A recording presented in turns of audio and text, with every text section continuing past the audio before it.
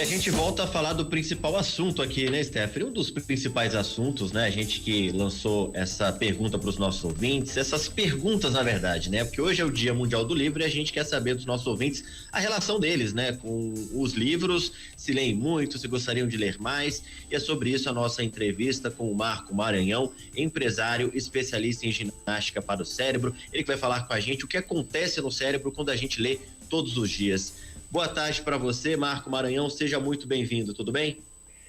Tudo bem, obrigado, Leandro. Boa tarde, Stephanie, tudo bem? Boa tarde, tudo bem, Tudo e ótimo. você? Antes eu queria dar a minha contribuição também para a pesquisa. Por favor, fique à vontade. Obrigado.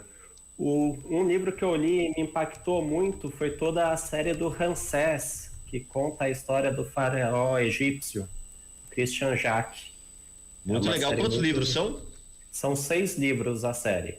6 livros. Eu também gosto muito de história, já fiquei aqui coçando o dedo para pesquisar. Daqui a pouco eu faço isso, então, porque Vale é realmente pena. muito bom.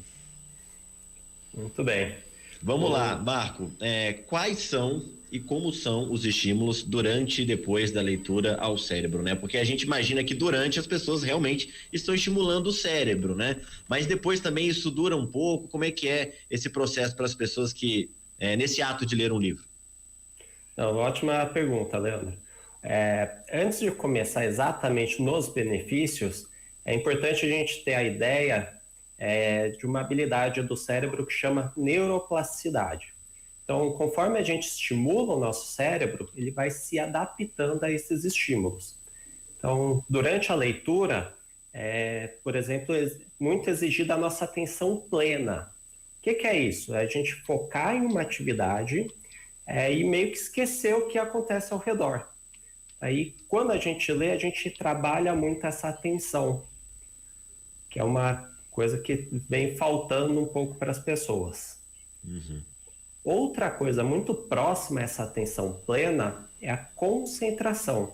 Qual que é a diferença de atenção e concentração? Concentração é se manter focado na atividade por mais tempo. O que acontece muito hoje em dia? A gente está tão acostumado com vídeos curtos, mudar muito o foco de atenção, e de repente a gente precisa fazer uma atividade para o trabalho ou para a escola que exige 20, 30 minutos atento à atividade, e a gente não consegue. Então, quando a gente lê, a gente tende a ficar mais tempo focado na atividade, e isso também vai trabalhando o nosso cérebro. Uhum. Entendi. E ler no celular é ruim porque atrapalha o processo de estímulos ou não tem nada a ver? É bom também, igualmente, ler um livro físico ou ler um e-book e ler também pelo celular que emite aquela luz? Pensando no cérebro, Stephanie, não tem muita diferença, tá? O que atrapalha talvez um pouco a leitura no celular é que você tem muito mais distração. Então, de repente, você está lendo no celular, aparece uma notificação do WhatsApp, do Facebook, e aí a gente para o que está fazendo e muda o foco da atenção. Então, a gente tende a se desconcentrar mais. Agora, se você conseguir isolar esse fator, essa leitura é igualmente proveitosa. Uhum. A leitura também ajuda na memória. Eu queria que você explicasse isso pra gente, porque às vezes a pessoa fala, nossa, comecei a ler um livro, parei, depois de 2 semanas retomei o livro, e isso acaba estimulando a memória, né? Eu tô falando aqui, claro, naquele processo de lembrar do personagem, lembrar da história, do que aconteceu antes, né? Mas de modo geral, mesmo que a pessoa leia seguidamente em 3 dias, 4 dias o mesmo livro, essa memória vai ficar viva ali, né? Deve estimular bastante a memória, né? Perfeito. Primeiro passo para a gente memorizar qualquer coisa, Leandro, é a atenção. Então, às vezes a gente ouve alguma coisa, não está muito atento, a gente nem memoriza. Então, a leitura já ajuda aí, mas também, você tem razão, ajuda nesse processo de resgate de longo prazo. Você vai treinando essa habilidade, principalmente livros que tem vários personagens, né? Você fala, nossa, quem que é esse cara? Que aquela mulher fez? E aí você vai treinando o seu cérebro a resgatar essas memórias também de longo prazo. Então, dessa maneira, o livro também ajuda na memória, sem contar que a parte da atenção e concentração, que é a porta de entrada para a gente lembrar de qualquer coisa. E vale também ressaltar que ler ajuda a escrever melhor, a conhecer palavras novas, melhorar o nosso vocabulário, né? Sem dúvida, Stephanie. O brasileiro lê muito pouco, né? E aí talvez isso é um dos fatores que contribuem com essa taxa de analfabetismo funcional.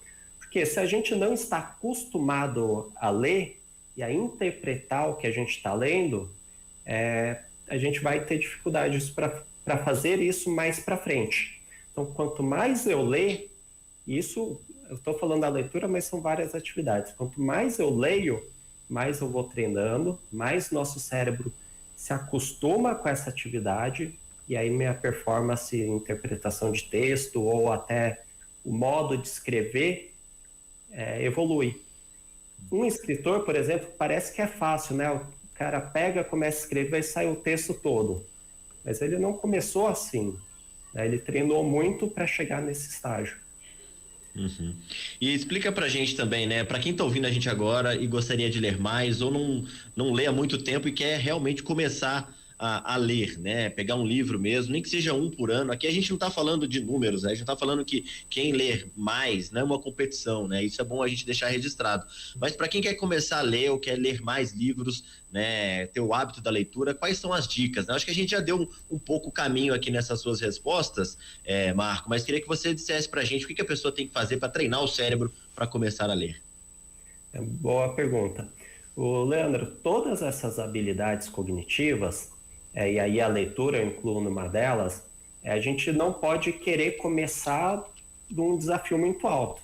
É igual eu querer ir para a academia e levantar 20 quilos no supino. Eu, que sou mais fraco, não consigo, eu tenho que começar mais devagar. Então, a dica que você deu de ler uma biografia de alguém que você gosta muito é um caminho. Começar com textos mais curtos, ler um pouco mais de reportagem, ler blogs, coisas mais curtas e que exijam menos atenção, ou um nível menor de atenção, é mais fácil.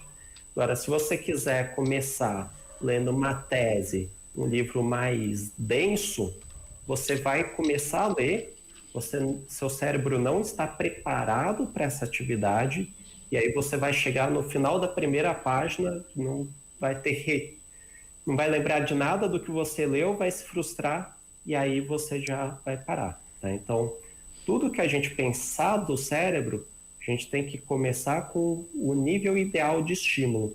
Não posso começar um nível muito alto, senão não vou conseguir fazer essa evolução. Uhum. Fica a dica então para o nosso ouvinte que quer começar a ler mais ou que vai começar a ler definitivamente. Marco Maranhão, empresário especialista em ginástica para o cérebro, muito obrigada por participar aqui do Estúdio CBN. Um abraço e até mais. Obrigado, Stephanie. Obrigado, Leandro. Bom programa para vocês. Até mais. Boa tarde.